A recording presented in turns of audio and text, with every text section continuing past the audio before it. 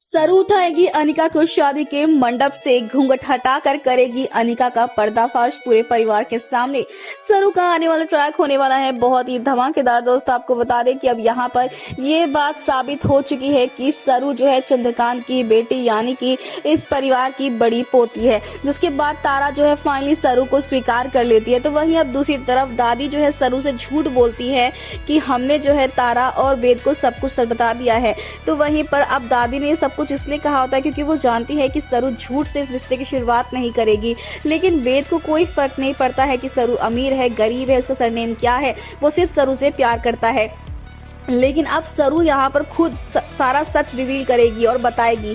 लेकिन वहीं पर जब फिर से सरू पर उंगलियां उठेंगी और उसे झूठा साबित किया जाएगा तो भाई अब यहाँ पर ढेर सारा ड्रामा होता हुआ नजर आया, क्योंकि सरूजा अब फाइनली यहाँ पर अपना घूंघट हटाकर अपनी बेटी का साथ देगी और बताएगी हाँ ये सच है कि सरू जो है इसी घर की बेटी है और इस घर की बड़ी पोती है। इसीलिए अब सरू कोई सबूत नहीं देगी, सरू पर कोई उंगली कोई आवाज नहीं उठाएगा, क्योंकि सरू मेरी बेटी है। जहाँ पर अब तारा के भी होश उड़ जाएंगे कि यहाँ पर भले ही सरू जो है सच्ची है और अच्छी है और उसने अपने सच को खुद ब खुद बताया, लेकिन वहीं दूसरी तरफ सरू को झूठा कहने वाले ये लोग कौन होते हैं। लेकिन अब यहाँ पर सरू और वेद की जहाँ शादी होगी तो वहीं अनिका जो है वो बर्दाश्त नहीं कर पाएगी।